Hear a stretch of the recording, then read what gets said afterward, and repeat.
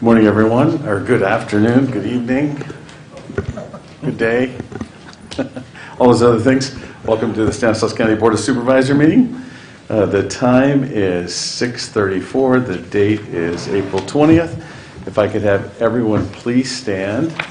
And I'm going to ask our clerk of the board, Liz King, to lead us in the Pledge of Allegiance. And then please remain standing for an invocation from Laura Dirks, the Church of Jesus Christ of Latter-day Saints. Allegiance to the flag of the United States of America and to the republic for which it stands, one nation, under God, indivisible, with liberty and justice for all.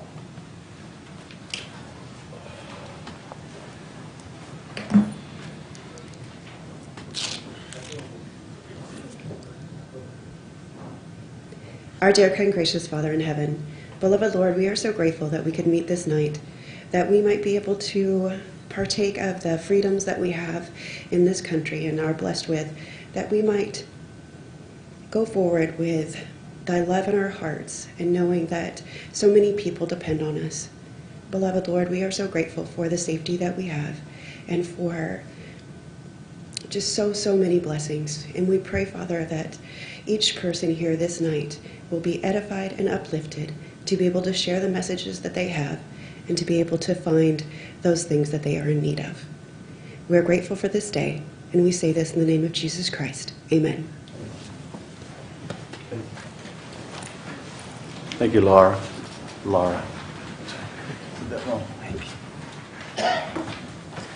Okay, announcement before we get started. The meeting is open to the public. To provide for social distancing, the Chamber's audience seating capacity is limited to approximately 30 persons. We have an overflow space and staff is available to help you find a seat. Consistent with guidance issued by the California Department of Public Health, face coverings are available to all members of the audience, participants in this meeting. Under the guidance, there are exemptions for their use, and therefore, the public may see some individuals during the meeting not using them. Public comments will be limited to 5 minutes at the discretion of the chair, depending on the number of speakers. Public comments can be submitted by email before the start of the meeting. They will be made as a part of the public record and distributed to the board members for their consideration. Please email your comments to the clerk of the board at cobsupport@stancounty.com. That's cobsupport@stancounty.com. And list public comment period or the agenda item in the subject line on the email. You can also watch this meeting by going to stancounty.com, hitting the Board of Supervisors link and the meeting link. In addition, board meetings are broadcast live on local cable television on Channel 7 in Modesto, Channel 96 in Oakdale, and on Channel 19 in the rest of the county. As always, we'll move on to item number 4, an update related to the 2019 novel coronavirus emergency. CEO Hayes. Thank you very much, and good evening, Chairman Chiesa, members of the board, and all members of the community that have joined us today or are watching in. My pleasure to kick off this evening's presentation, and joining us today for the COVID-19 update is our Health Services Agency Director, Mary Ann Lilly Tinkowski, as well as Chelsea Donahue, one of our epidemiologists who works at the Health Services Agency. We have given Dr. V much deserved reprieve from tonight's presentation. So we wish her a little bit of rest this week. And my opening is actually very brief. It is simply to thank the community for the tremendous work that they've done to try to help us get this message around vaccinations out in the community, to participate in our county clinics as well as the clinics operated by our partners agencies, and to answer the call for us to all go out and to receive COVID testing as often as we can. It has truly made a difference as well. That's helping our numbers in terms of the tier updates that we receive from the state of California. So without further ado, I'm going to go ahead and turn it over to Mary Ann and Chelsea for today's data.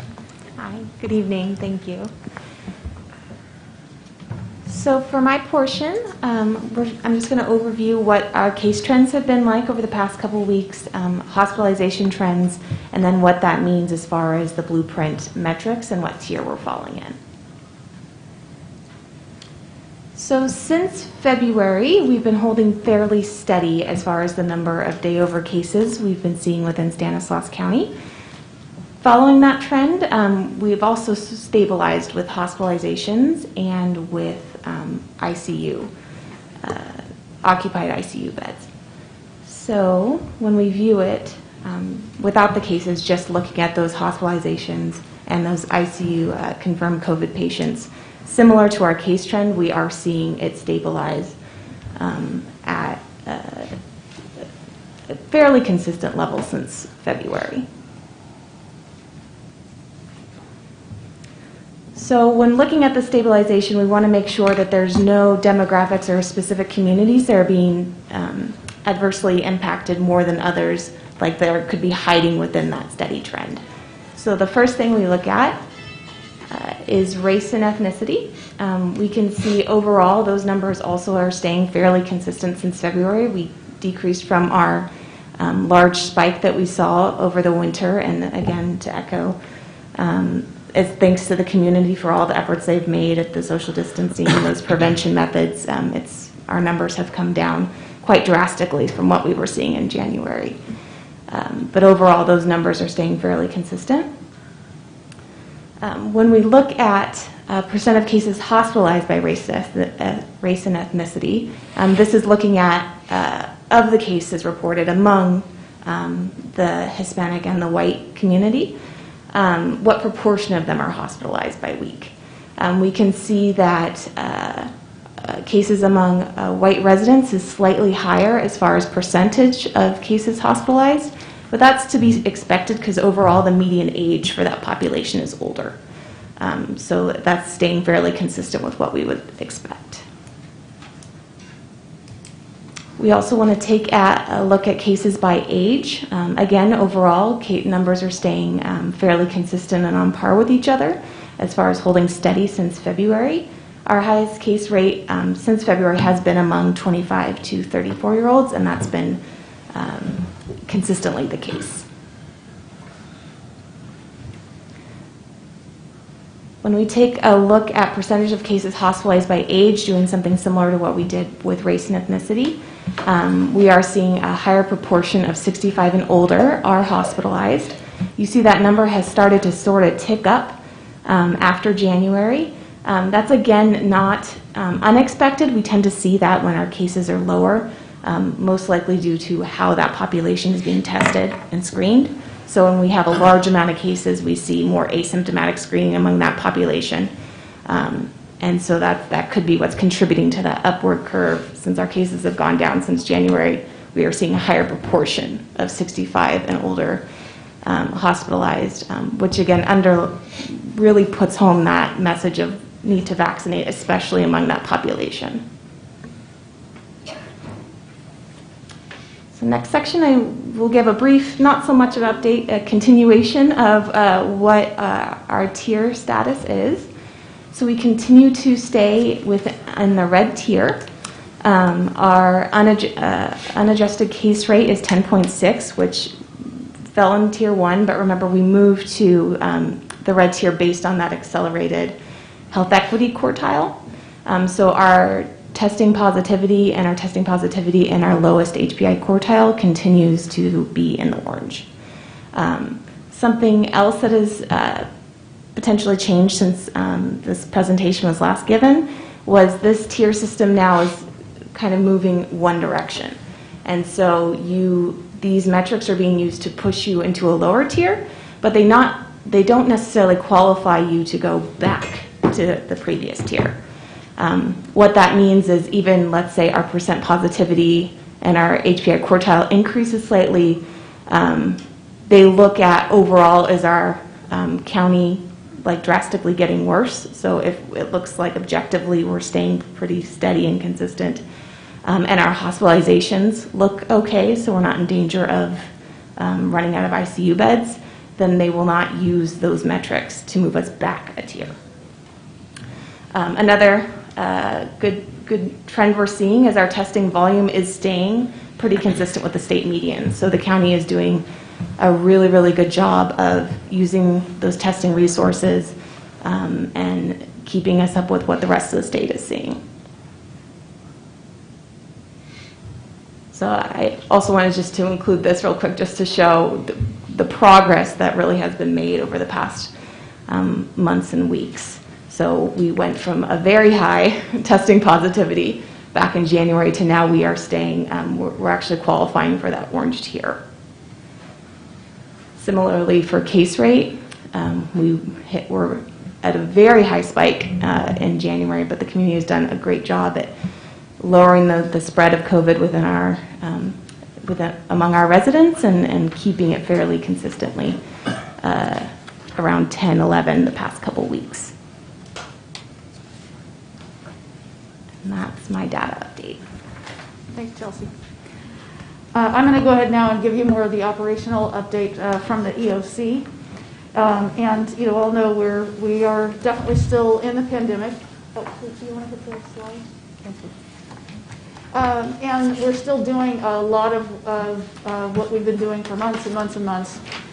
We do still have cases, and so we're still doing the case investigation and the contact tracing.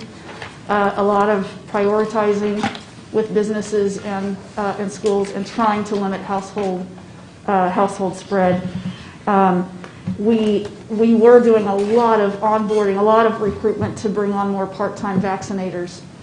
We're at the point now where we're slowing that down and kind of scaling because we have a lot now, and making sure we're going through an onboarding process for all that staff that's helping with all aspects of the emergency response. We are working on sort of the next phase of our vaccination plan in terms of right now so much is on the mass sites, and in the future it'll probably be more targeted. So we're doing a lot of that work now too, and also the beginning of a process with the state. With state-arranged strike teams for the homebound. That's another part of the population that you need a different strategy to reach. So that's a beginning implementation since we've last talked, and we continue to coordinate with the TPA. There's not a lot changed on this slide since we were here before, but I included it because I thought there were a couple things worthy of mention. We did, when we were here before, we talked about this TPA contract or this MOU with the state, and we did enter the MOU with the state, so that was done. The operational implementation, I have to say that it's challenging. It's ongoing. It's very challenging, and where we thought that implementation would be. It's always work when you're doing something new, and then it would settle out and probably be even more efficient for us so that we could redeploy some staff to other aspects.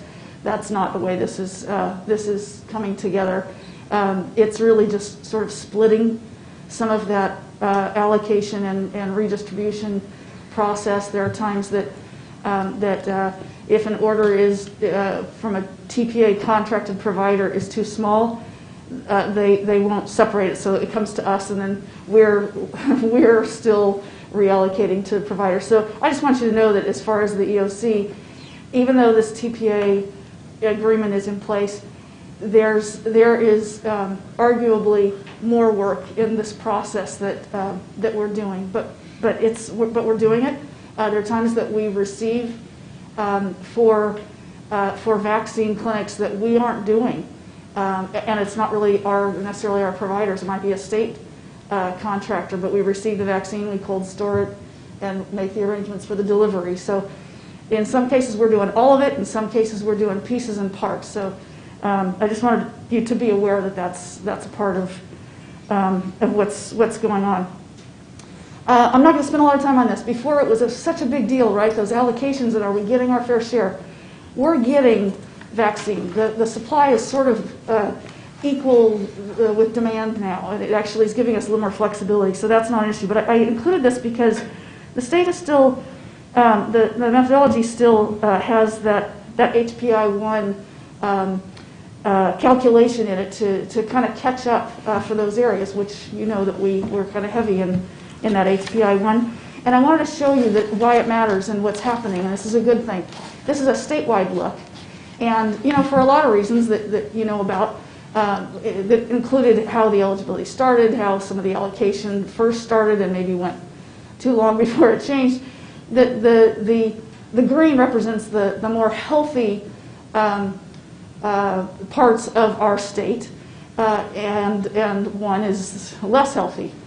Well, a lot more of quartile 4 were vaccinated, but now the state, with now weeks have gone by with this concerted effort to get more vaccine to those areas with a lower HPI quartile, and look how it's coming together. It really is making a difference. So I wanted you to know that that's a good thing. We're kind of closing that gap statewide. So let's look at Stanislaus County. This shows you some state statistics too, but this shows that we're over the 300,000 mark of doses administered in this county. So that's not people, right? That's doses administered. And when we take a look at a county looking at the HPI quartiles, and we have 24 zip codes. 13 of them are in HPI 1, 10 are in HPI 2, 1 is in HPI 3, and we don't have a zip code that's HPI 4. But you can see that we're doing a good job. There's more work to be done. It's not even. There's more work to be done, but we are trying to track this to help make strategy decisions as we move forward. This shows you how we're doing by city. And again, it's fairly consistent. You can see some areas we need to concentrate a little bit more in. All of it, we need to do more vaccinating.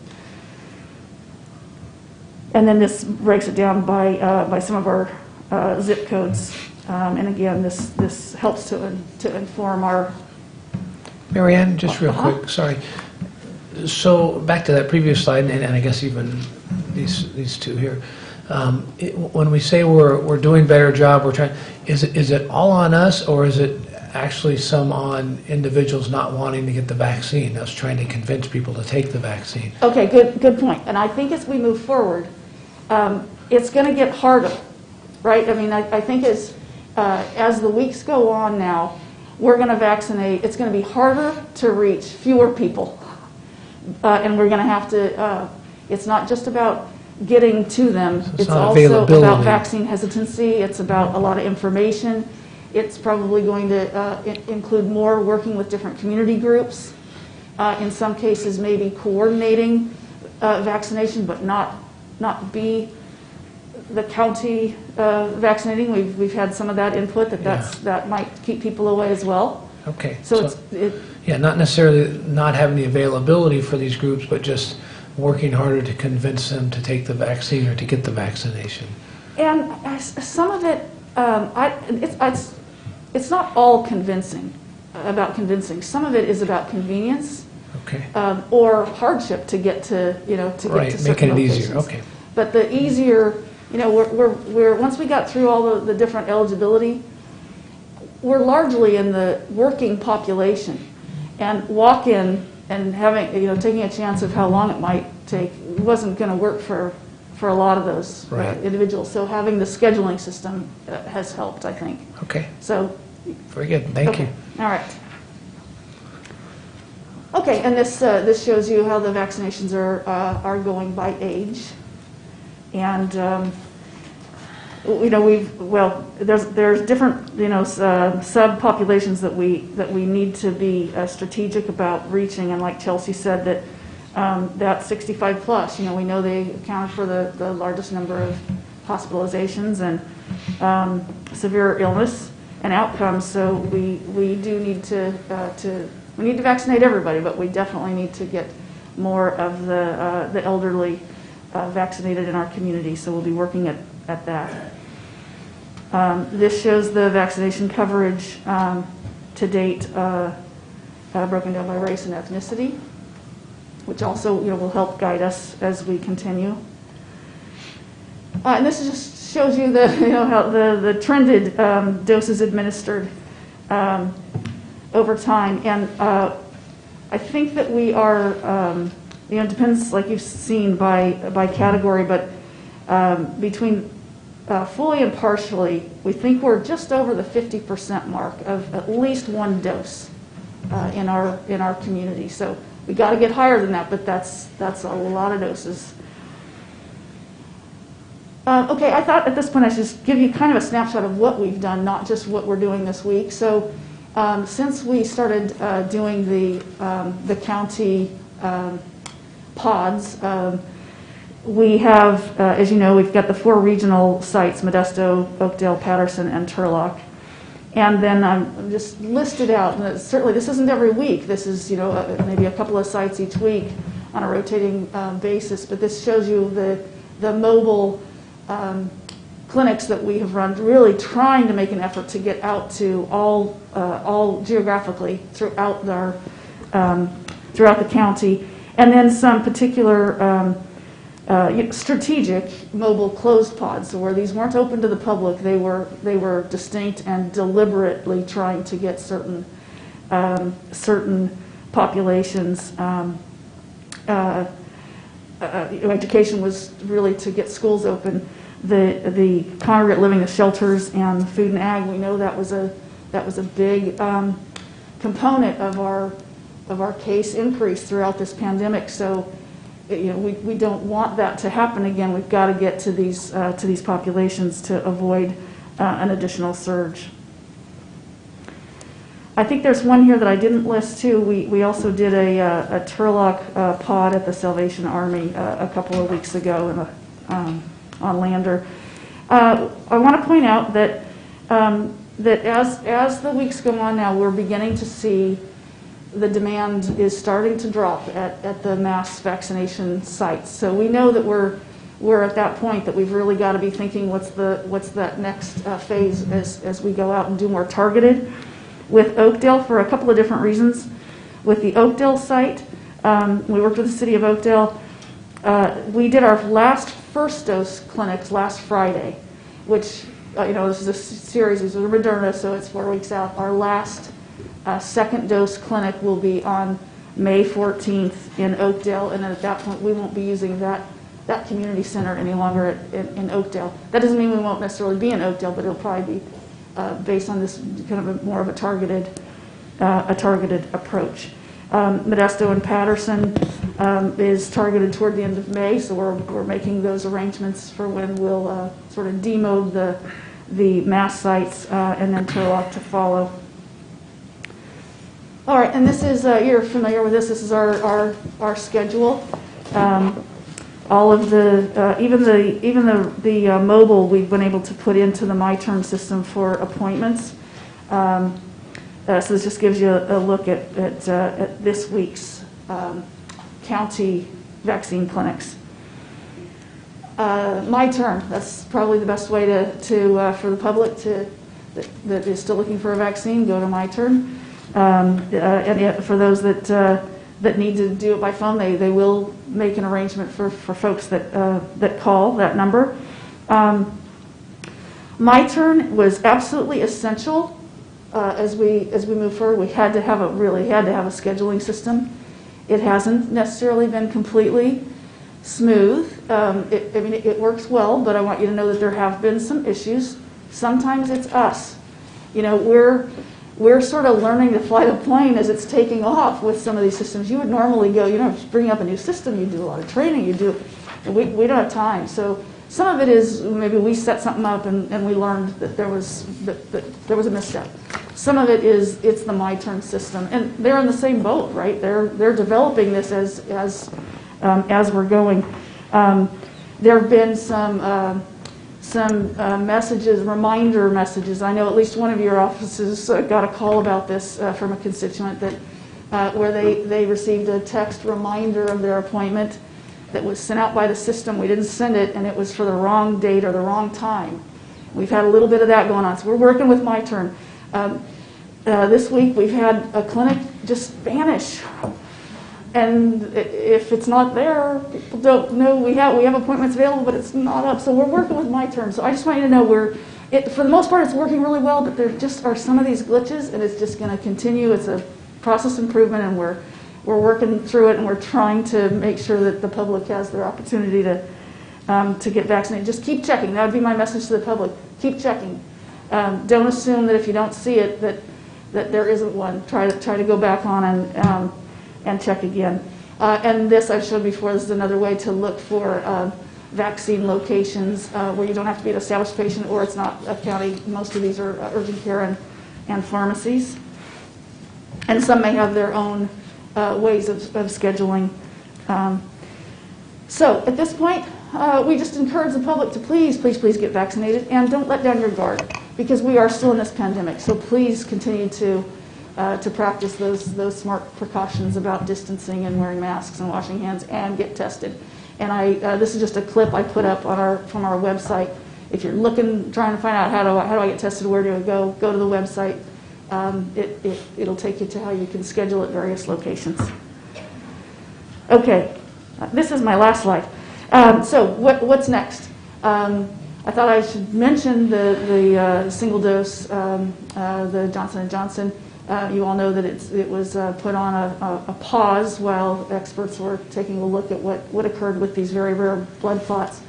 And in part, that how you treat these is not the way you would normally treat a blood clot. So it was really important that it went on pause and gave the CDC a chance to get alerts out to providers to know what to do what to watch for and what to do if they see.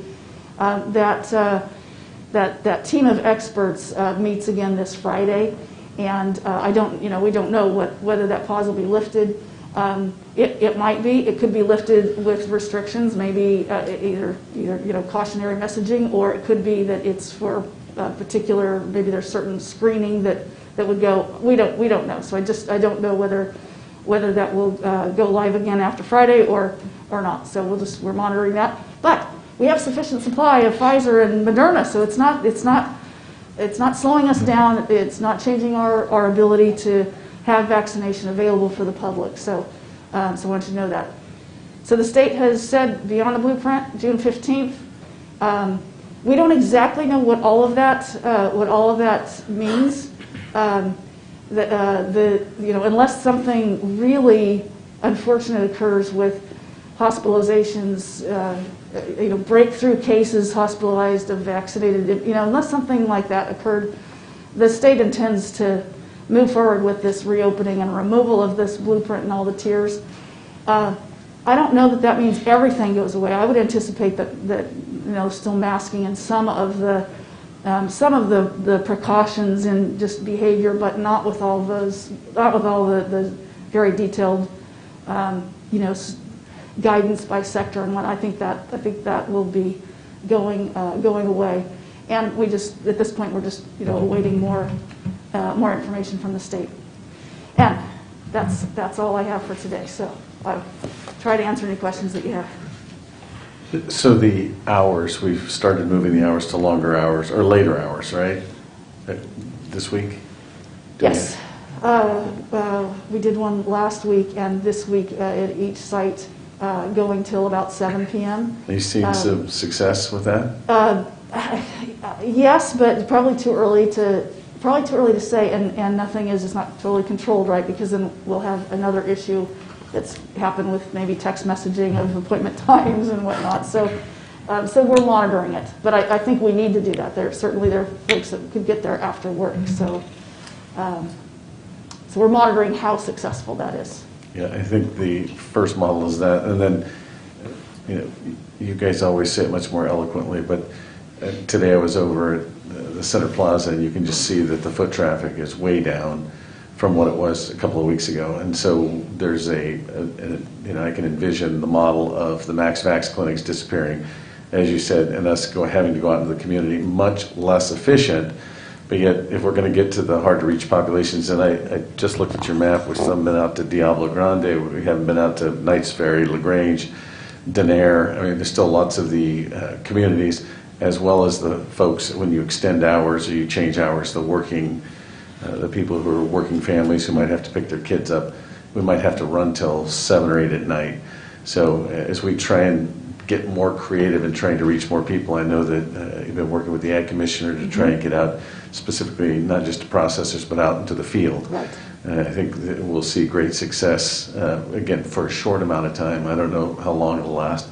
And I haven't I know that they're going to lower the age, but I don't know what, it's hard to anticipate, whereas you knew in the early days, the 65 and over population, you knew they were going to go. And that's really, when you look at the hospitalizations, 50 and above is like 50% of the hospitalizations. We still have to target that, and we have to do extraordinary things to try and get to that population. So it's different. The model is going to change. I guess the public needs to know that. Any questions of staff, comments?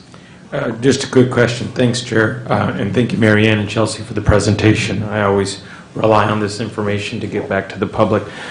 So on the tier system, I mean, hopefully by June 15th, barring any unforeseen circumstances, we're back to as normal as possible.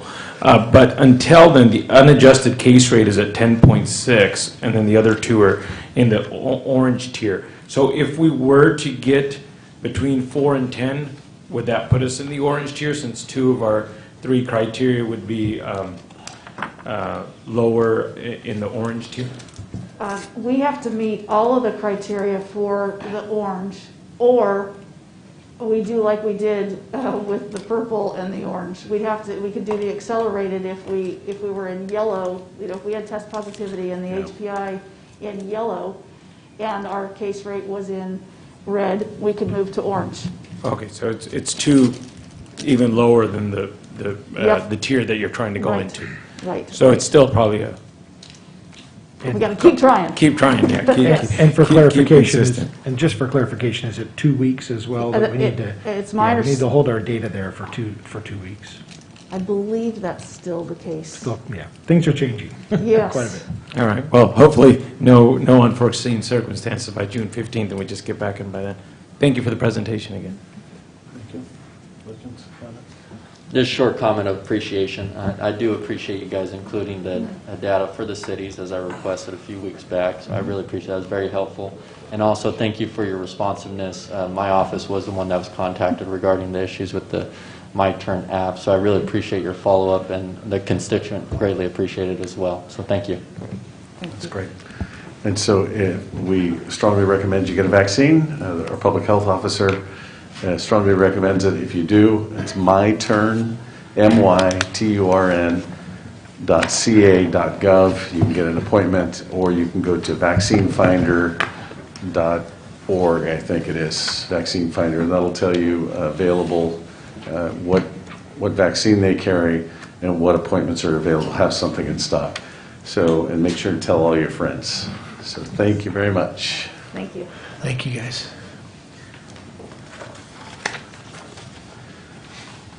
Okay, now we're going to move on to the public comment period. Opportunity to speak on anything that is not on today's posted agenda. Please keep your comments to 5 minutes. I do have 2 speaker cards. And the first one is Augusta Farley. I'm just making sure that is a public comment. How are you? I'm good. How are you? Very good. Good. All right. Good evening. My name is Augusta Farley.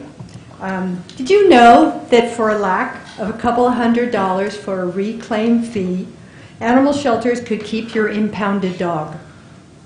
Last fiscal year, only 21% of the stray canines were returned home from the animal shelter, Stanislaus Animal Services Agency. We probably agree that good government could contribute positively and equitably to the well-being of the community. If true, let's consider an animal services practice in Stanislaus that does the opposite.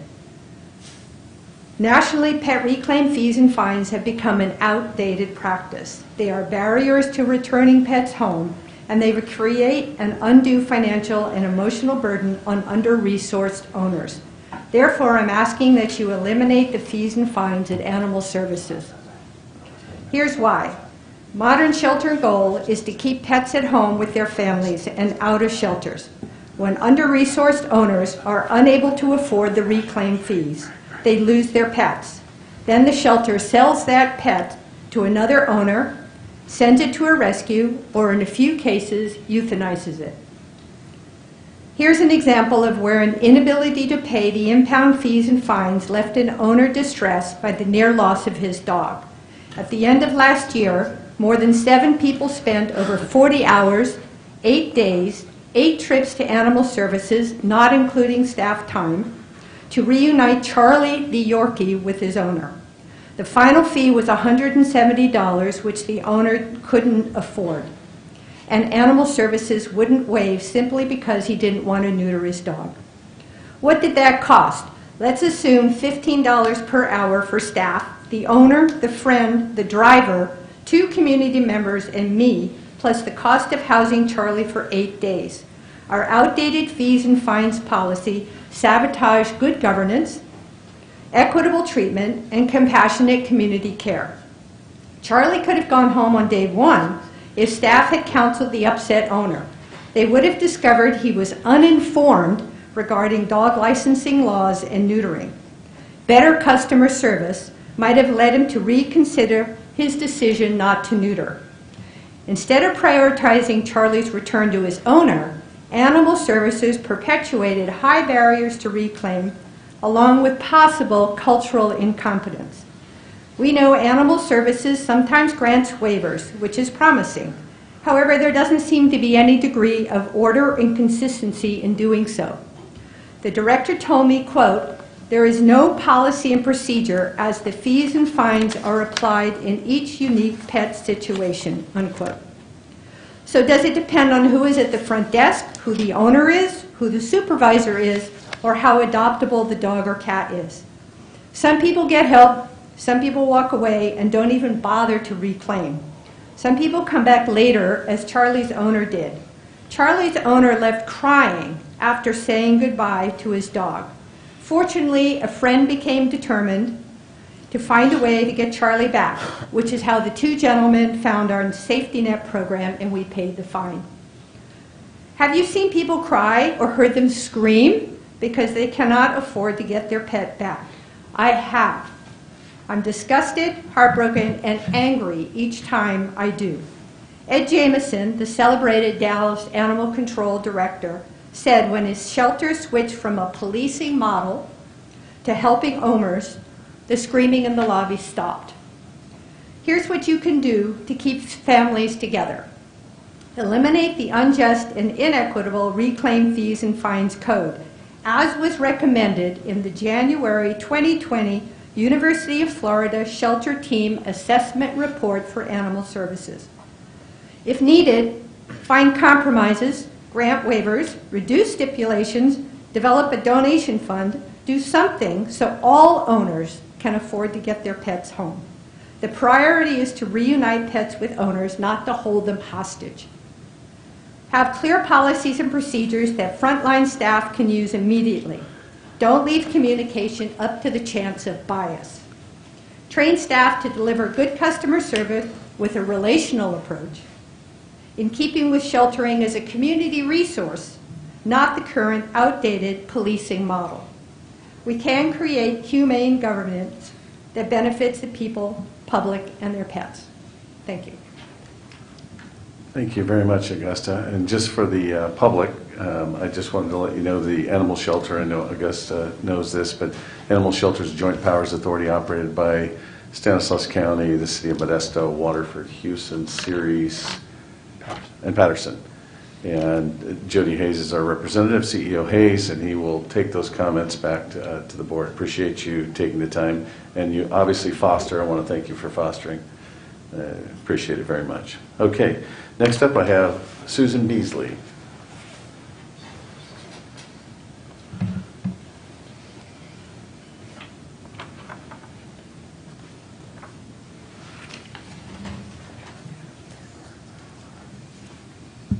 Good evening. I'm Susan Mendieta Beasley on behalf here today of Parent Resource Center, and I do want to say thank you to you for having proclaimed the month of April as Child Abuse Prevention Month. I know that you did that earlier and received a presentation about the work that takes place in our county. And I want to let you know that everyone can help support our children and families in Stanislaus County. And on behalf of us, of myself, Parent Resource Center, and our many partners in the community, including the Child Abuse Prevention Council and First Five, and I'll throw in Stanislaus County because you're one of our wonderful partners as well, we ask that you remember children lost to abuse.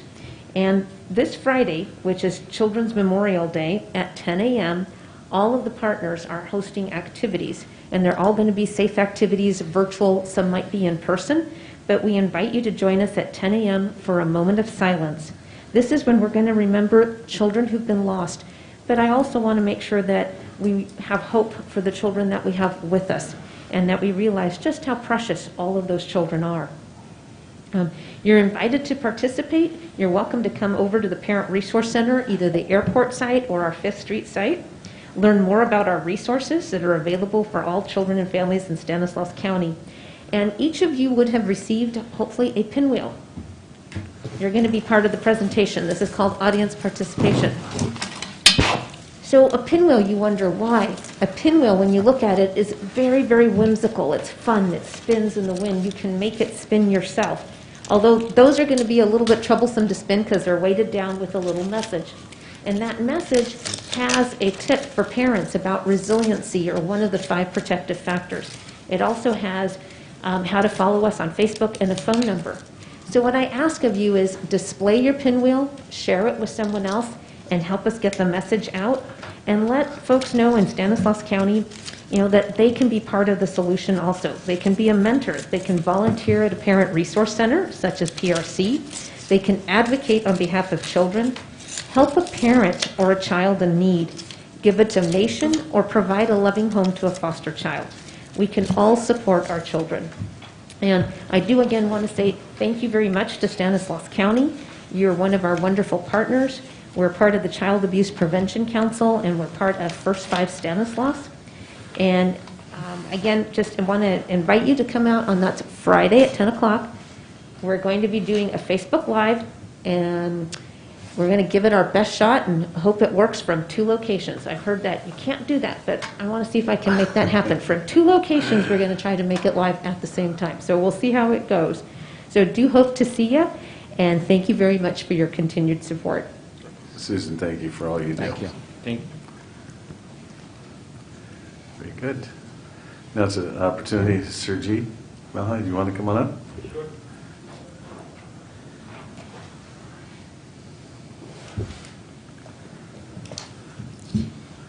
Good evening to everybody. Big thanks to Chairman Vito Kaiser, Sai Italiano di Norte. Good, huh? Big thanks. Better than I do. Big thanks to his team, Buck Condit. Condit family is serving to our community from, this is the 3rd generation, Chance Condit and Buck Condit. Big thanks to you guys.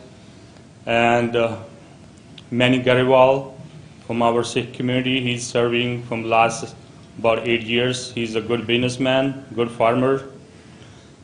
Big thanks to Terry Widrow. He's a good businessman and farmer.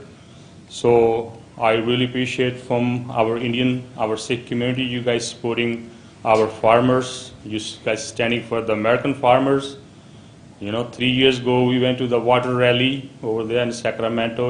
We still not get any answer yet. I don't know why every government, they don't like farmers. So I really appreciate you guys standing for our farmers. I never speak. My whole body is shaking, I'm sorry. So big thanks to you guys. God bless you guys standing for us. Make sure everybody, you guys see the faces. We got to stand for him whenever his election comes. We got to vote the right people. No electioneering right now. Manny, do you have a comment? Yeah, right. Thank you, Chair. Thank you, Surjit. I really appreciate you sharing your sentiments. And I really appreciate my colleagues for standing in support of the farmers that are peacefully asking for reconsiderations of laws that are affecting their livelihood. The Sikh community of this region is appreciative.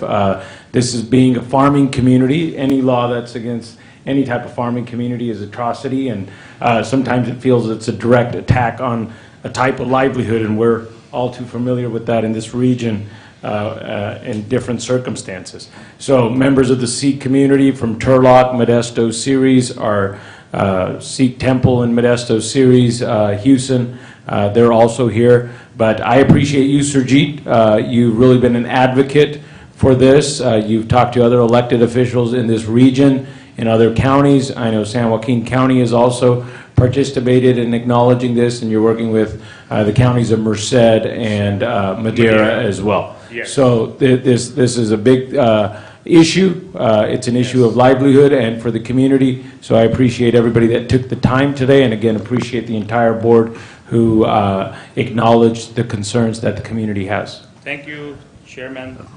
Don't move yet. Terry? Sujit, yeah, I just want to thank you, Sujit, for not only for your advocacy for this with regard to the Indian farmers, but just for all you do for our community and all your fellow Sikhs do for our community. There's not a day that goes by or a weekend that goes by that you're not out there doing something to try to make this a better place. And you guys are just such a great example of participating in the community and trying to make it a better place and to help people's lives. So I just want to thank you for all the work that we see you doing just constantly. Thank you. Thank you very much. Yeah. And today, I want to just, I'm going to digress for a moment before I say something about this, but I think, Terry, you brought something up. Today we were all out at the Gallo Center. They had dedicated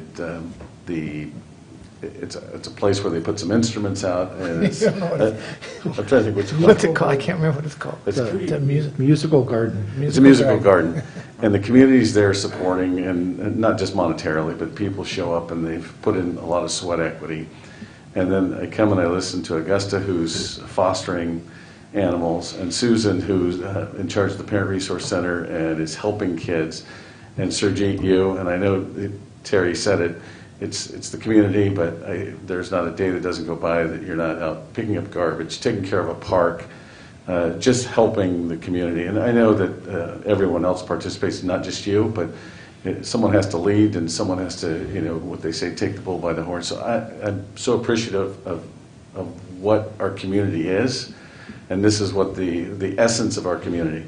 It's everyone pitching in when the time is right to help out and just do good. And so this is a small token, a way to help, the Sikh farmers in India. So appreciate you coming in. Appreciate all of you coming in and taking time out on, at 7:30 on a Tuesday night. I'm sure this is not the only thing you have going tonight, for sure. So. Thank you.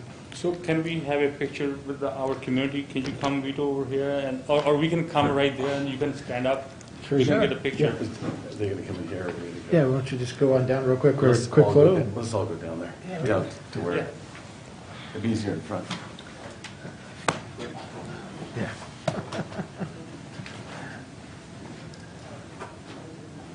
Susan.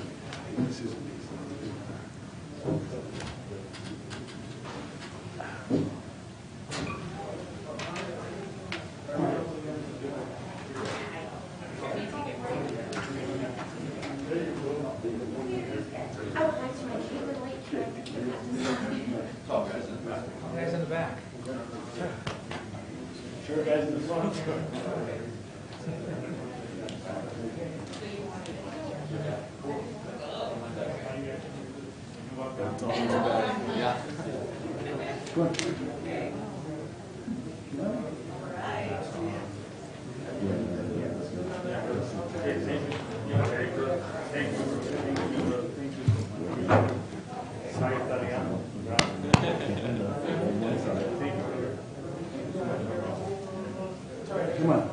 Come on in. All close. Closer. I'll stand right there. Did you get all of us?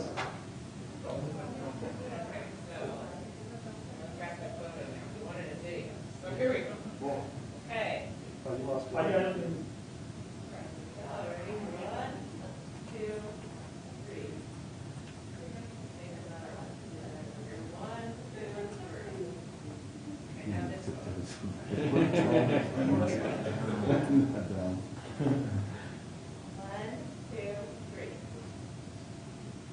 1, 2, 3.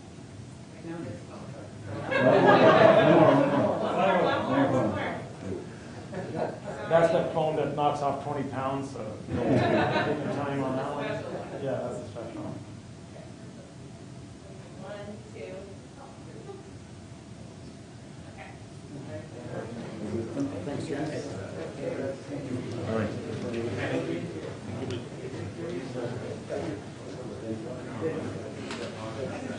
begins.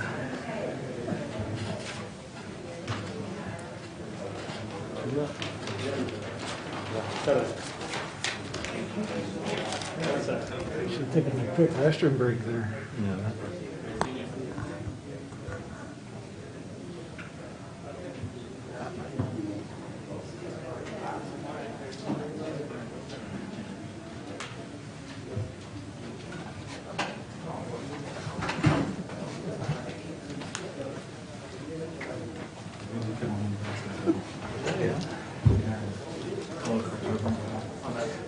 Oh, is that right? Thank you all for coming in. And next up on public comment, I have Nancy Klein.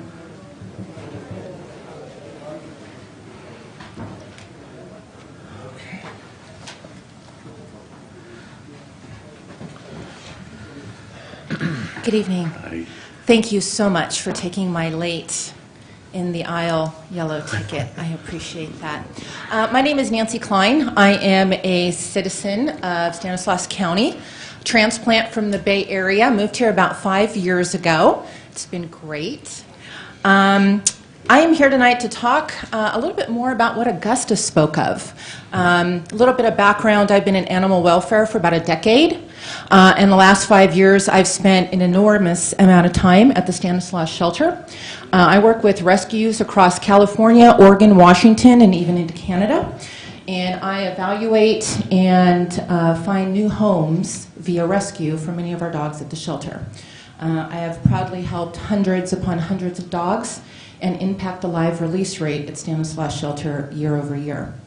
I do want to touch on fees and fines for those in our community who are financially challenged.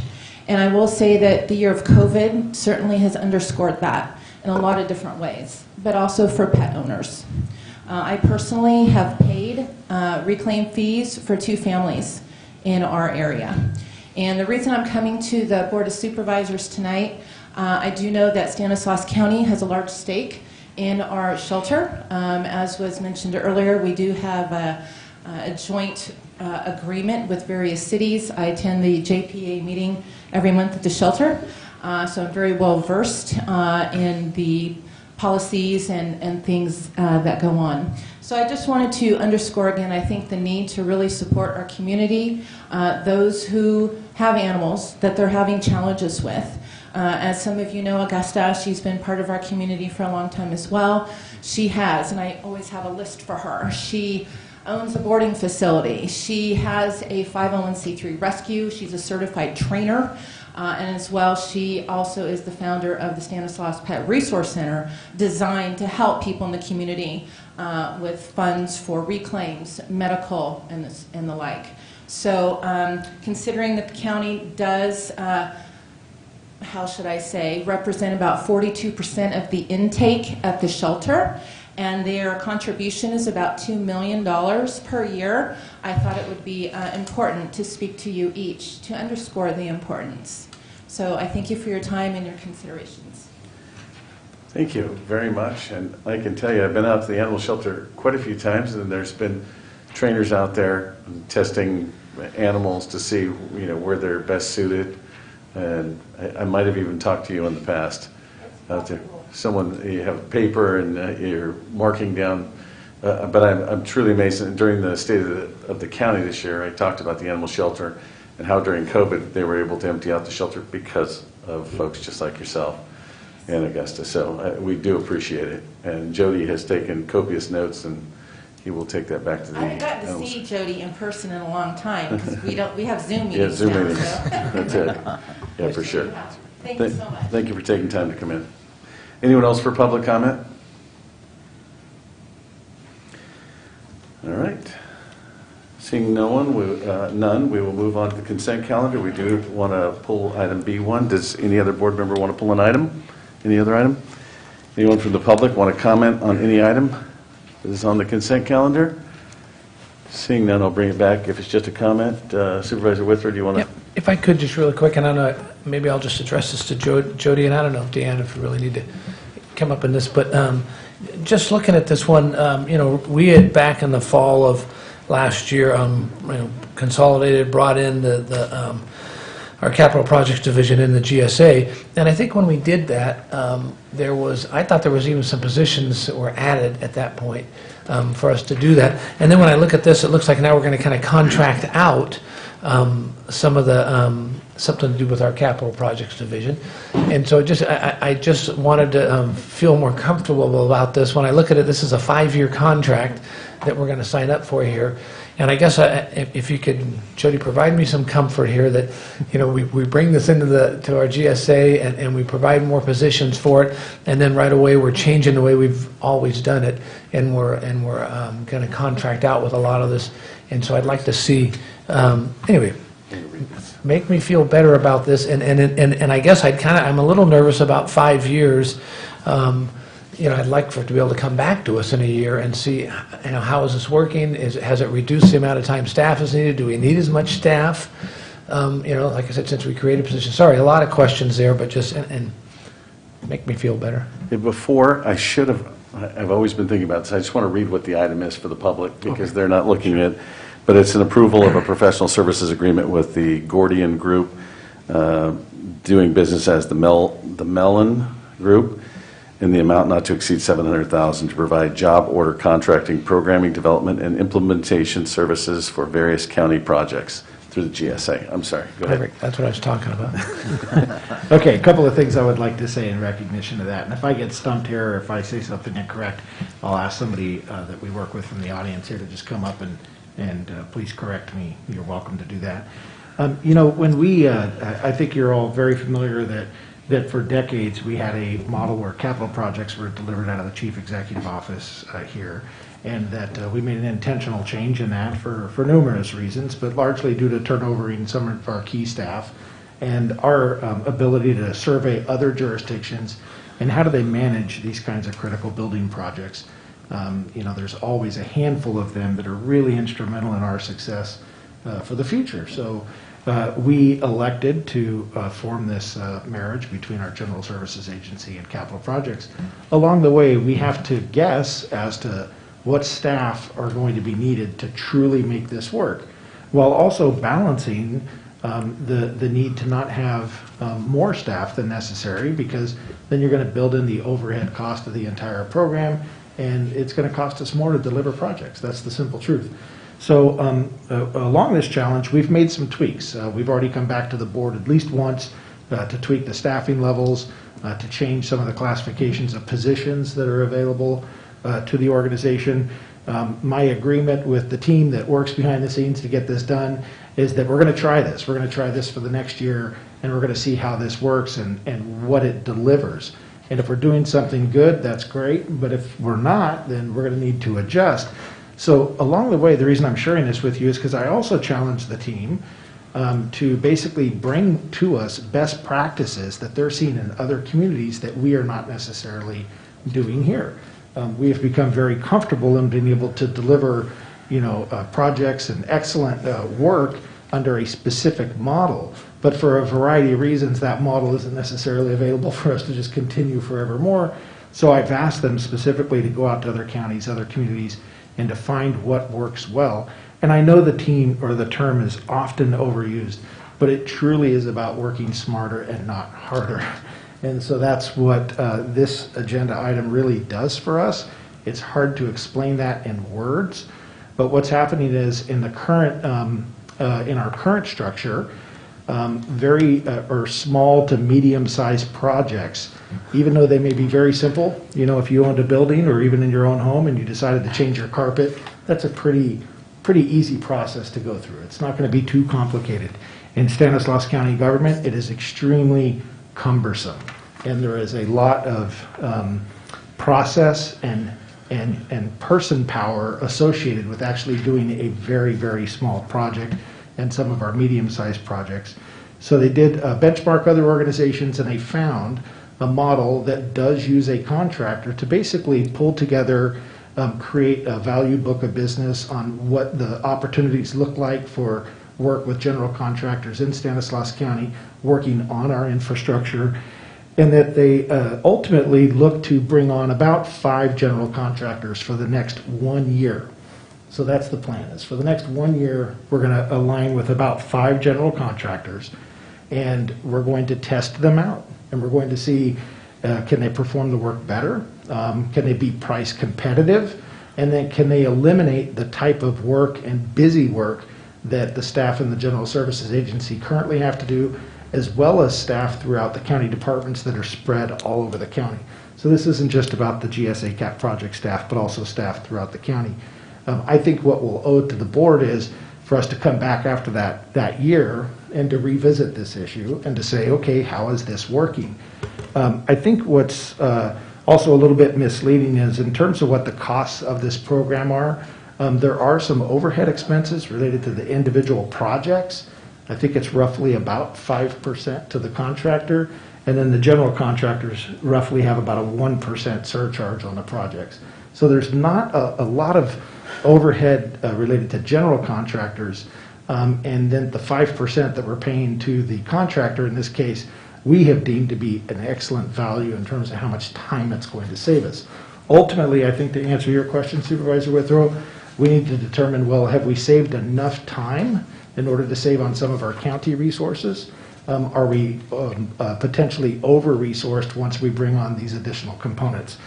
We don't know the answer to that question today, but I truly do believe that this is the most efficient way for us to deliver the projects to our county departments, and that we do make the commitment to come back and revisit this within the next year. Perfect, that's good. So we'll just look forward to seeing it again a year from now and finding out if it really paid for itself like we think it's going to do here. Okay, we'll do that. Good deal, thank you. I'm good. So you okay with taking them all together? Okay, Yep. so I'll look for a motion on the consent calendar. So moved. Do we have a motion? Do we have a second? Second. Motion and a second. Very well. All those in favor say aye. Aye. Aye. Opposed? Motion carries unanimously. So there's 25 different consent items. Now we're moving on to a public hearing. Item 7, public hearing to consider approval of Williamson Act cancellation and lot line adjustment PNL 2020-0122. And Angela Freitas and Kristen Anaya, got it, will be presenting. You know, I'm sorry. I should have said this before. This is a client of mine. Okay. So I need to recuse myself. Okay? Yep. Let the record show that Supervisor Withrow has left the dais for the public hearing. Okay? Hold on one second. Well, okay. Test. Okay. Good evening, Chairman and members of the board. My name is Kristen Anaya, Assistant Planner, presenting Williamson Act contract cancellation and lot line adjustment application number PLN 2020-0121, Covelo, Lemon Avenue. This is a request to cancel a .16 acre portion of Williamson Act contract number 2012-03 to allow the lot lines of two parcels to be adjusted to address the encroachment of a well and barn serving a 1 acre home site, but located on an adjacent 18.57 acre parcel. The 18 acre parcel is enrolled in a Williamson Act contract while the home site is not. The parcels will go to from 1 acres in size to 1.16 acres and 18.57 acres to 18.41 acres in size if approved. A cancellation is required for the reduction in size of the contracted parcel. If approved, the 18 acre parcel will be enrolled in a new Williamson Act contract. The project site is located at 400 and 406 Lemon Avenue between laterals M and D east of the Union Pacific Railroad in the Patterson area. The parcel has a general plan designation of agriculture and a zoning designation of A220, which is general agriculture with a 20 acre minimum lot size. The site is surrounded by orchard and row crop farming operations ranging in size from 6 to 60 acres. The 1 acre home site is currently improved in 2 single-family dwellings and several accessory structures. The 18 acre parcel is implanted an orchard, but also contains a domestic well and storage barn that serve the home site. These encroaching improvements are the reason for this lot line adjustment request. No change in land use is proposed as part of this project, and here are the parcels before lot line adjustment. And here they are after lot line adjustment, with the 1 acre home site being adjusted to 1.16 acres in size to contain the well and barn. As previously stated, the project site has a general plan designation of agriculture and a zoning designation of A220 general agriculture. Under the A2 regulations, parcels involved in a lot line adjustment may be adjusted when one parcel is already below the minimum lot area of the zone and no new non-conforming parcels are created, provided that it is to address for a physical encroachment. In order to execute this lot line adjustment, a cancellation is required for a portion of the existing Williamson Act contract due to the reduction of the contract size by 0.16 acres. As required by state law, the Stanislaus County Assessor determined the current fair market value of the land to be $4,480 and the cancellation fee, which is equal to 12.5% of the valuation, to be $560. The cancellation request was referred to the Department of Conservation for comment, and the DOC responded that they had no comments on the cancellation request. In order for a Williamson Act contract to be canceled, the Board of Supervisors must hold a public hearing on the request and make several findings, including finding that the Williamson Act cancellation is consistent with the purposes of the Williamson Act and is in the public interest. More specifically, the two required findings cannot be made unless the project has filed a notice of non-renewal, is not likely to remove adjacent land from agriculture, will not cause discontiguous patterns of urban development. They must also find that the cancellation is requested for an alternative use, which is consistent with the general plan, and that there are public concerns or benefits outweighing the objectives of the Williamson Act. As stated, the cancellation request was referred to the DOC, who voiced no concerns with the proposed project. Staff has reviewed the project and has determined that the project is exempt from CEQA pursuant to CEQA Guidelines Section 15061, the common sense exemption, as there is no evidence in the record that this action will have a direct or physical impact on the environment. Staff recommends that the Board of Supervisors approve this request. The findings required for project approval are listed on the findings section of the board report and includes findings regarding the environmental review, lot line adjustment approval, Williamson Act cancellation findings, rescission and reentry findings, and finding of project approval. That concludes my presentation, and staff is available to answer any questions. You'll have to remind me really quickly, the valuation, the 4,000 something valuation is the 0.16 acres, and then it's 12% of that. Correct. Okay. Very good. Any questions of staff? I'll open the public hearing. All right. I'm going to open the public hearing. Anyone wishing to speak, please come forward. Seeing no one, I will close the public hearing, bring it back to the board for action or comments. There's no comments. I'll make a motion to approve. Graywall, motion to approve. Do I have a second? Second. Second by Conant. All right. All those in favor say aye. Aye. Opposed? Motion carries unanimously. Thank you. Thank you very much.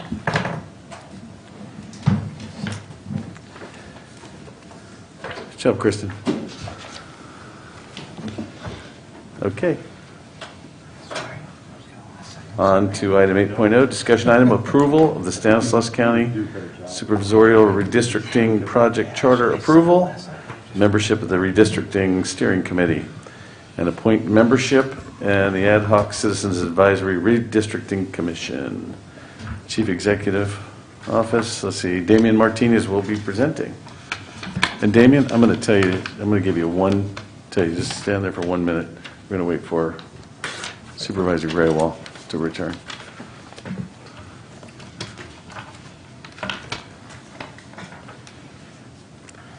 And we're all going to look at the door and stare. And I also want to acknowledge we're going to be joining this presentation with County Council Tom Bowles will be supporting us the whole way through. Yeah.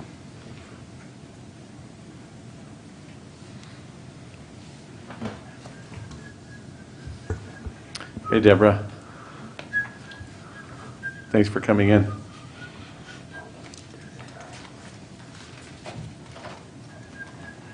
Okay. Mr. Martinez, you are up. Sorry. That's okay. Yes. Are you starting? Yeah. So, good evening, Chairman Chiesa, members of the board, CEO Hayes, and County Council Bowes, who will be my co-presenter this evening. So, we've returned back to you. We came back to you on, first came to you on February the 9th, and we're here this evening to give you an update on the 2021 supervisorial redistricting project.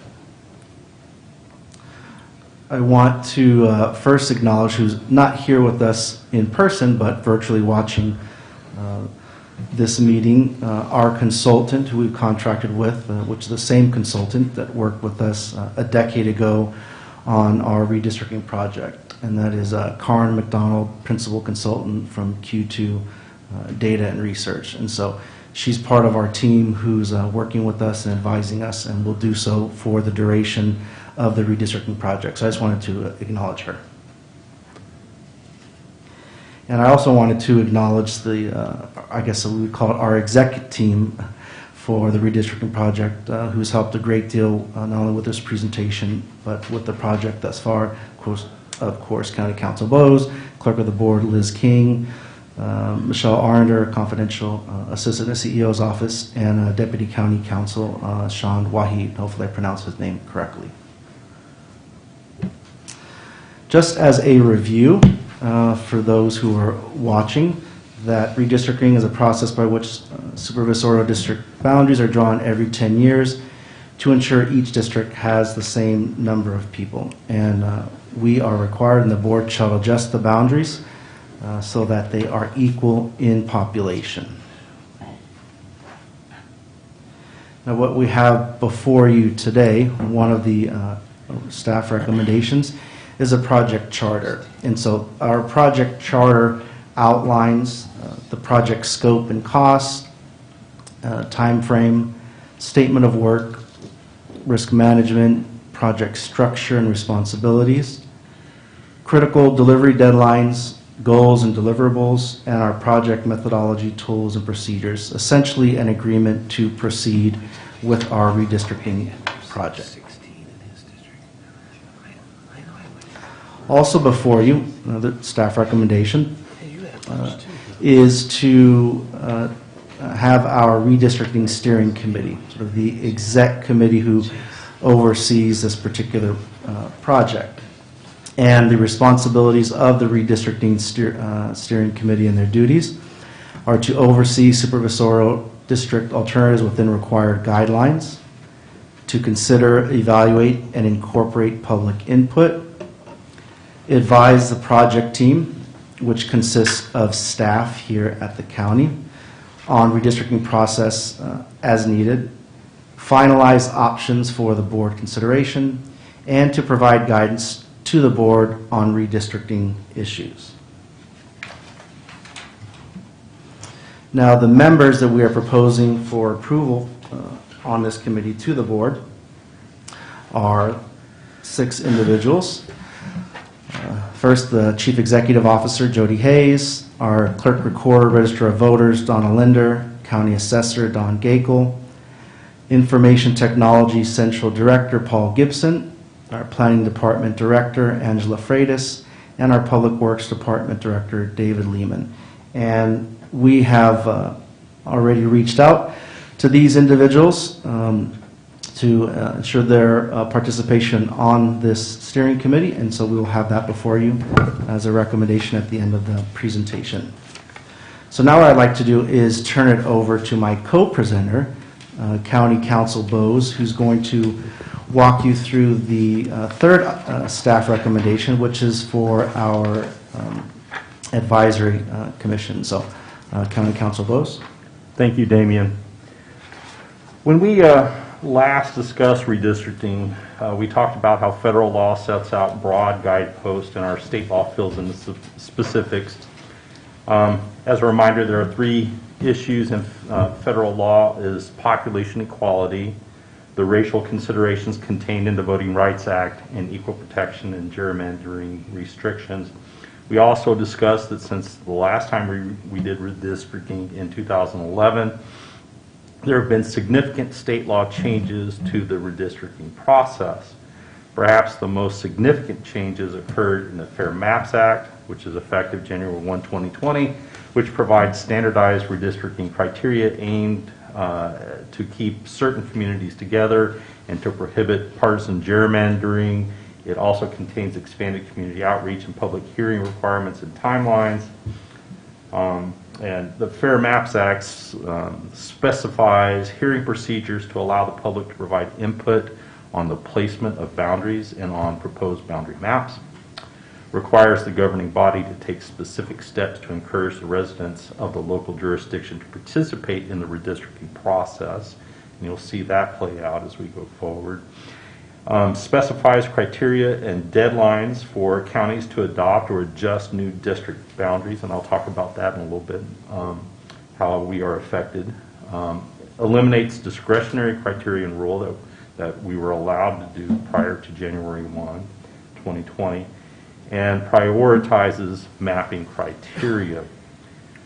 There are several requirements that we could talk about under the slide in front of you, but I'd like to focus today on the compressed timelines that we are dealing with in this redistricting cycle. Elections Code Section 21501 requires the boundaries of the supervisorial districts to be adopted by the board no later than December 15th, 2021. That date is calculated off the next regular election occurring on June 7th, 2022.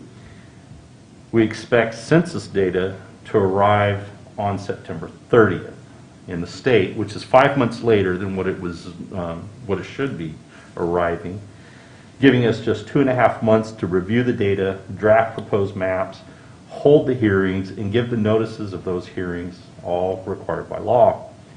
Additionally, on top of that, we expect the state to provide the counties with the census data in October. So we won't actually get the data on September 30th. We'll get it sometime later. So we're really compressing our timeline here. So before adopting the final map, the board still has to hold 4 public hearings at which the public is invited to provide input regarding the composition of one or more supervisorial districts. We have to have at least 1 public hearing before the drawing of the draft maps, 2 public hearings after the board has drawn a draft map. At least 1 public hearing or public workshop shall be held on a Saturday or a Sunday or after 6 p.m. on a weekday, Monday through Friday. The public hearing shall begin at a fixed time, regardless of its order on the agenda, and the time of the public hearing shall be noticed to the public. I think that we might recommend that some of those required hearings be made special hearings to avoid impacts on the regular work of your board, but we'll discuss that as we go forward. So let's go to the next slide. All right. So who draws the map? The development of or the drawing of the new district boundaries may be accomplished by several different methodologies, and we are seeing a great deal of diversity throughout the state in the methods. Oh, did I mess up?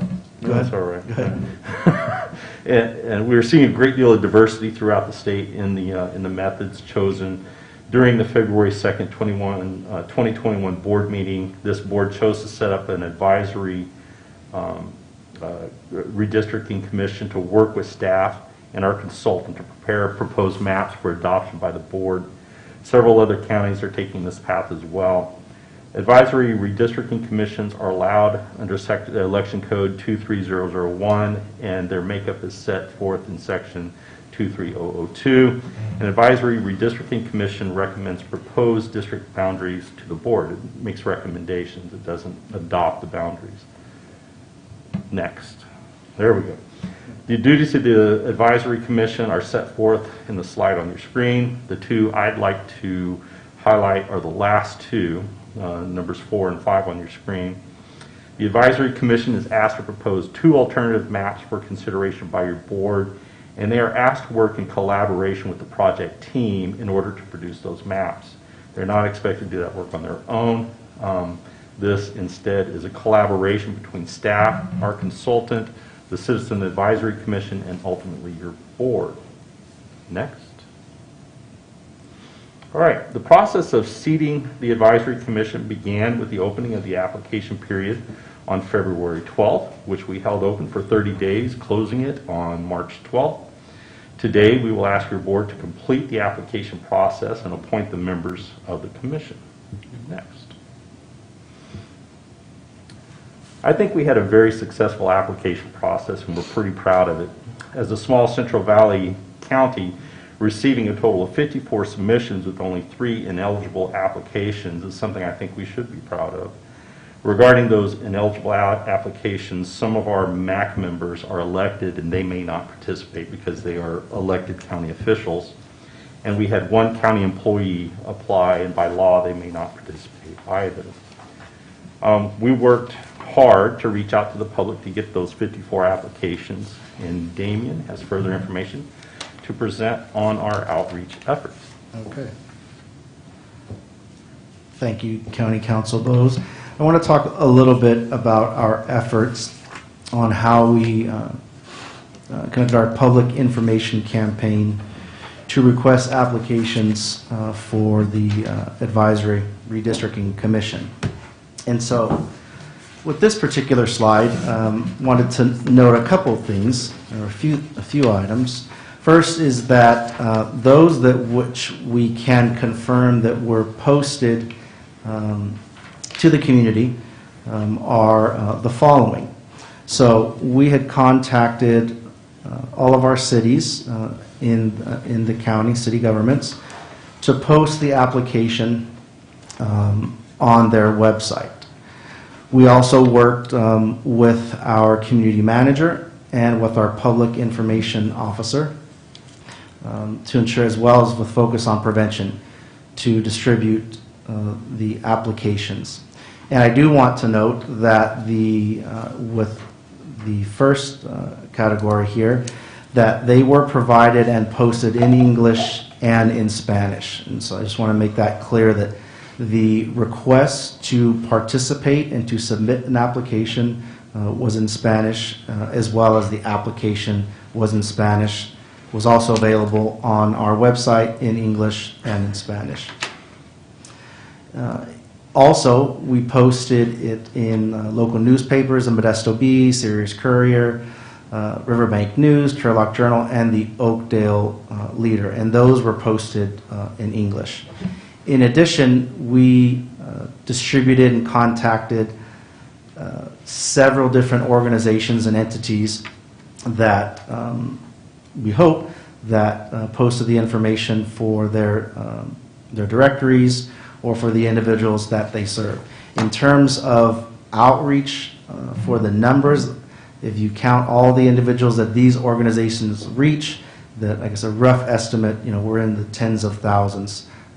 So that was our primary public information campaign, and I'll move on to the next slide. When we met with, and we, I mean with County Council Bowes and myself individually with the board members a while back, one of the questions and tasks that Chairman Kays had asked of us was to find out what are other counties doing that are surrounding our county, just to make sure that we are in line with what other counties are doing. County Council Bowes had made a comment saying earlier that we, as many counties as there are, that's many different options with redistricting. So we, meaning Stanislaus County, and our team is part of a small network of counties that exchange information regarding redistricting fairly frequently, and the 4 of them are Alameda County. Alameda County, based off the last information that I've received, is unsure about how they're actually going to do their redistricting effort. They're not sure if they're going to go through the Board of Supervisors or by some committee they designed. Merced County has decided to hire a consultant that will do all of the work. So they will come up with the draft maps and they will meet all of the requirements, and that's similar to Sacramento County as well. The county that's neighboring us to the north, San Joaquin County, is quite similar to what we're doing. And so they're also doing an advisory redistricting commission. And so just wanted to make sure that we responded to Chairman Kaysa's request, and we are, all of us, these 5 counties, are in line with the work that we're doing now. They may choose a different way, but in terms of the considerations of how they want to engage the public, I think that we're fairly in line with them. And County Council Bowes had alluded to the timeline. which I put up here, we put up here tentative timeline, and this is subject to change. And these dates change, I don't want to say daily, but they change fairly quickly. And so what we wanted to do is to, as what we are required to do by statute, is to have a timeline. But this is the timeline that we're working on right now, and we will finalize it and communicate that information to the board when we get the final information. But as of right now, our tentative timeline we have is that on February the 9th, the board approved the redistricting project. We are before you today, and hopefully that you will approve the staff recommendations today. Once the Citizen Advisory Redistricting Commission is seated, after today, our project team will reach out to the commission, and we're going to schedule what we call an introduction meeting. And that will be to discuss with them virtually, it appears at this point, what are the requirements, the expectations, the time commitment, and what we hope that we will get from that commission. We anticipate, again, this is all tentative, that with our consultant, Karen McDonald from Q2 Data and Research, that we will have an orientation with the Advisory Redistricting Commission sometime in September. As County Council Bowes alluded to, that, and there's much discussion about when, I want to say some disagreement about when the data are going to be released, and then when the counties, i.e. our county, is going to receive the data. So September from the state, October to the counties, and again, that's not a firm deadline, but that's the best information we have right now. Which means, again, that we have a very, very short, we and also the counties throughout the state have a very short timeline, time frame to be able to meet all of these requirements. In October, we anticipate having a pre-draft public community workshop, and if you remember back to that slide, that we can have we need to have one pre-draft workshop in mid-November and in early December, that we anticipate requesting a special board meeting for the public hearing of the draft maps. And so our exec team, this redistricting team, met with the clerk of the board, and we have some potential dates, but we'll just highlight mid-November and early December. As County Council both stated, with the requirements in the statute that December 15th, there must be a final adoption of the board maps, and we anticipate that December 13th will be a special board meeting. And again, just want to reiterate that this is tentative, and that we hope to confirm these dates as soon as possible. One other thing that's very important that is required by elections code, and County Council's the expert on this, but we need to engage in a public review process. And what that means is from May, after the seating of the commission, all the way through until December, we must engage in a serious outreach effort to ensure that we gain as much citizen participation, resident participation as possible. And that means that we are going to request from the community by a range of different methods, and we will include our community manager, public information officer, who will help to advise us to ensure that citizens and residents of our community have the opportunity, and the phrase here is communities of interest. So to be able to identify communities that they identify with, that are important, meaningful, and significant to them. And we also need to create a process by which, or we will create a process by which, that residents of our community can submit input on drawing the lines of their particular community of interest. So those details we're going to work out in terms of logistics of how we're going to go about and do that. We'll be working with our ITC department as well as with our consultant to help give us some information on how we can actually, what's the best way to request information from our community to be able to identify one, their community of interest, and then two, to be able to draw, give us input on the drawing of the maps related to their community of interest. So with that, I'd like to go through our staff recommendations. 1, to approve the redistricting project charter. 2, to approve the redistricting steering committee membership with Chief Executive Officer Jody Hayes, the Register of Voters, Clerk Recorder Donna Linder, County Assessor Don Gakel, Information Technology Central Director Paul Gibson, Planning Department Director Angela Freitas, and Public Works Director David Lehman. And now I'm going to read staff recommendation 3. And just for clarification and transparency for those who are watching, that the board members had identified and appointed individuals prior to this meeting, and so they had advance notice for this particular process. And so I'm going to read off the staff recommendation, number 3, for those individuals who were appointed by the individual board members. So staff recommendation 3, appoint the following persons to serve on the ad hoc Citizen Advisory Redistricting Commission. So for District 1, Angela Garcia was appointed by Supervisor Buck Condit. For District 2, and excuse me if forgive me if I don't pronounce your name correctly. In District 2, Anakine Verani, appointed by Supervisor Vito Chiesa. For District 3, Christine Schweiniger, appointed by Supervisor Terry Withrow. In District 4, Mark Looker, appointed by Supervisor Manny Graywall. And for District 5, Kimberly Ochoa, appointed by Supervisor Chance Condit.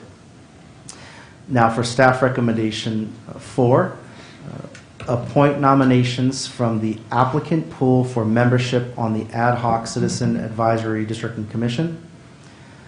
Random selection by each board member from the remaining applicant pool of the second commission member, and I'm going to explain this in a moment. 5 in total representing their respective district. Also random selection of an 11th commission member chosen at random from the remaining applicant pool, and an alternate member chosen by each board member from the remaining applicants in their respective district.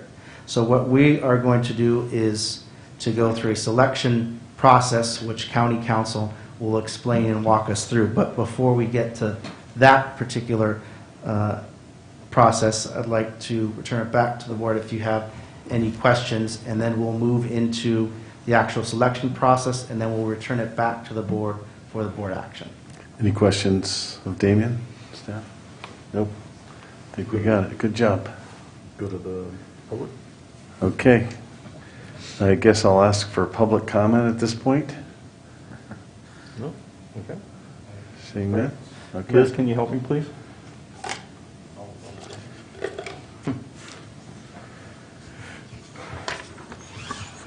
Okay, for District 1, we have a total of 8 applicants.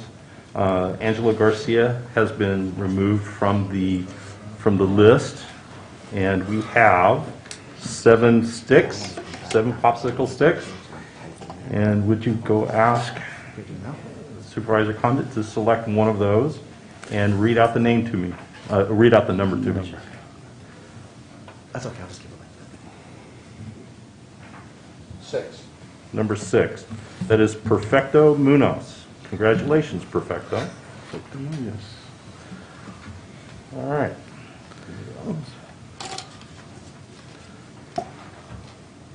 Yeah.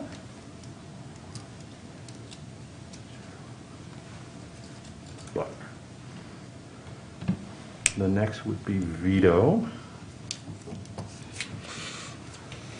Vito selected Anakine. Yep, that's Anakine. Make sure I have all of them oriented correctly.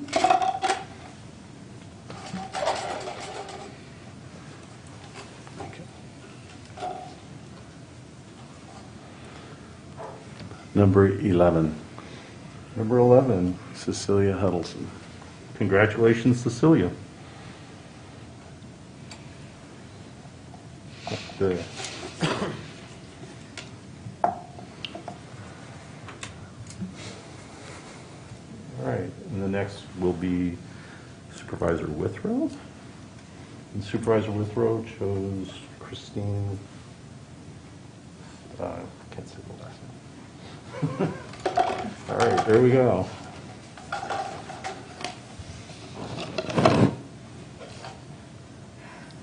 Number 18.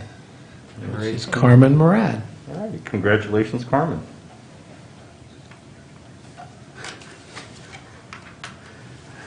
All right. Supervisor Graywall. We're looking for, man, that's a lot of sticks to hold on to right there. All right, so we pulled out Mark Looker. Here you go.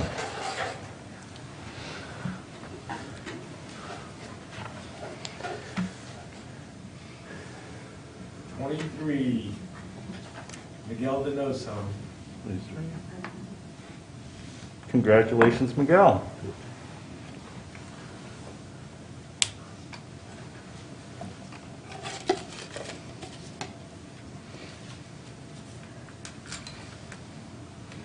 All right, and the last will be Supervisor Condit.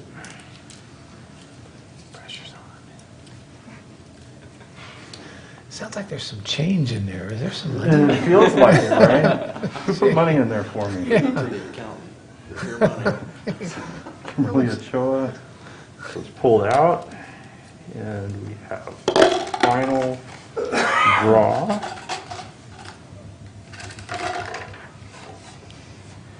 Yeah, number 45. That is John Mataka. Congratulations, John. That's great. All right, so we'll leave those in there. And then we grab all of these, put them in there for the last one, right? That's really good. Yeah.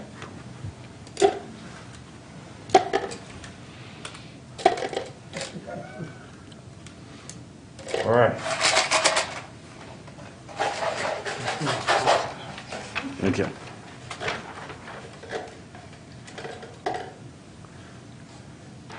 And is number 5. That would be April Henderson Potter. Congratulations, April. Number 3. All right. That completes the random person. Okay. And now we are ready for your selections of the alternates, and hopefully we've been keeping track. Somebody has. Somebody has. All right. District 1. Number 3. Number 3.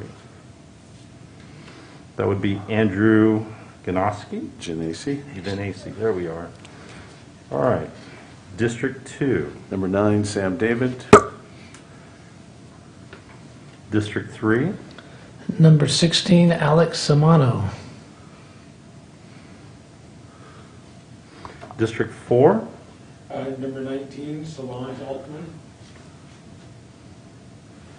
Okay. And District 5. Number 35, Steve Brooks. Okay. All right. Damien, did you catch all those names for us? Got it all. Okay. So before we return it back to the board for board action, just for the sake of the public and those who are watching, Tom, can you explain the process of what we went through for random selection, please? Yes, so the ad hoc committee, the Citizens Advisory Ad hoc Committee consists of 11 persons. The first 5 were appointed by the board. The next 5 were appointed by a random draw. And then the 11th person was appointed by a random draw of all of the applications. And so now we have a full 11 board, commission, I should say. Okay, so I want to just read off the names to make sure that we confirm that we have the accurate information. And so we will go with district, as I read the appointed members, so I'll read off the random selection members to the commission. So the sixth member for District 1 is Perfecto Munoz. Would be the seventh member for District 2 is Cecilia Huddleston. For District 3, it would be Carmen Morad. District 4 would be Miguel Donoso. District 5 would be John Mataka.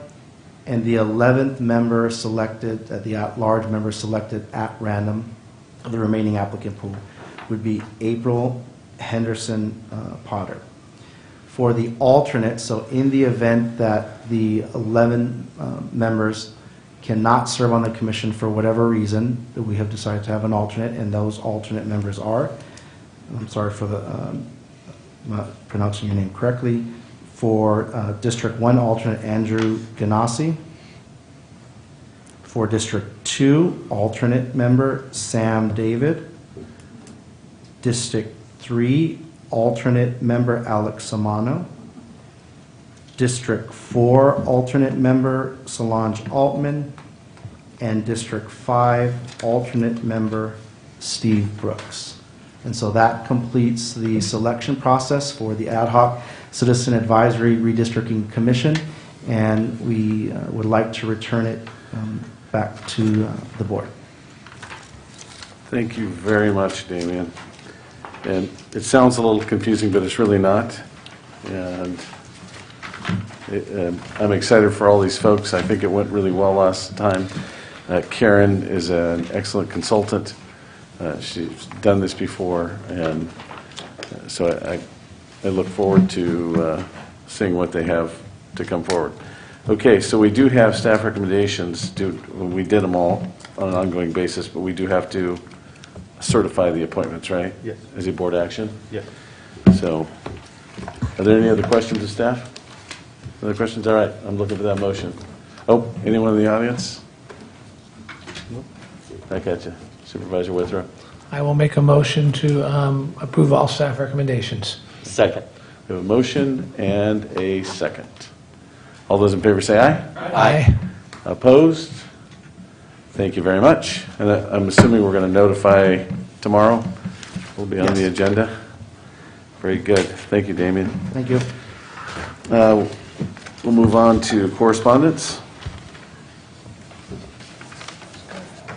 This board has received a letter from the California Department of Transportation regarding the availability of the draft environmental impact report, environmental assessment, and virtual open house for the State Route 132 Dakota Avenue to Gates Road project.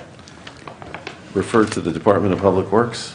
This board has received a letter from the Federal Emergency Management Agency regarding the revised flood insurance rate map panels, index, and flood insurance study report for the unincorporated areas of Stanislaus County. Refer to the Office of Emergency Services, the Department of Planning and Community Development, and the Department of Public Works. This board has received a letter from Sutter Health notifying the county that the Valley Hyperbaric Oxygen Center will no longer be an off-site service for the Stanislaus Surgical Hospital. Refer to the Health Services Agency. This board has received the claims as noted on the agenda. Acknowledge receipt of claims and refer to the Chief Executive Office. Do we have any Board of Supervisor reports? I guess I just have one comment really quick, if that's okay. I don't know if anyone else has been receiving a lot of comments, but it seems like the illegal cannabis activity has just picked up. It seems to be growing at a more rapid pace. I think we need to have a discussion sometime in the near future about maybe some other strategies along with the sheriff, along with the CEO's office on how to handle that. Just something, it seems, it ebbs and flows typically, but it's too early in the year for us to have so many complaints on large illegal growths. And we do have, since we are taxing it, we do have an obligation, in my opinion anyways, to do something about it. So just a comment. CEO, fiscal management, legislative fiscal and management report. Yeah, just a couple of quick notes, but I'll first start by thanking Damien and Tom for all of your work on the redistricting, and to all the individuals who have been either appointed or selected here. Very much look forward to working with you on that project. So good work to come there. I do want to recognize that, as previously mentioned, we've submitted several projects through the appropriations requests that I guess are previously referred to as earmarks, but a little bit different now. So wanted you to just remind you that we're working with our federal partners on potential supportive income streams for projects here in Stanislaus County.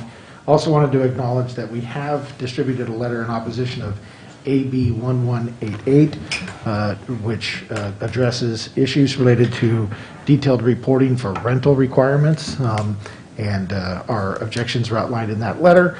We also distributed a letter, and we seem to do one of these a week. This one was to Senator Caballero, requesting support for funding of the water systems at the Crows Landing Industrial Business Park. And then, as you saw earlier on the agenda today, we did take action in a position in opposing Senate Bill 467. So that's my only report for legislative update.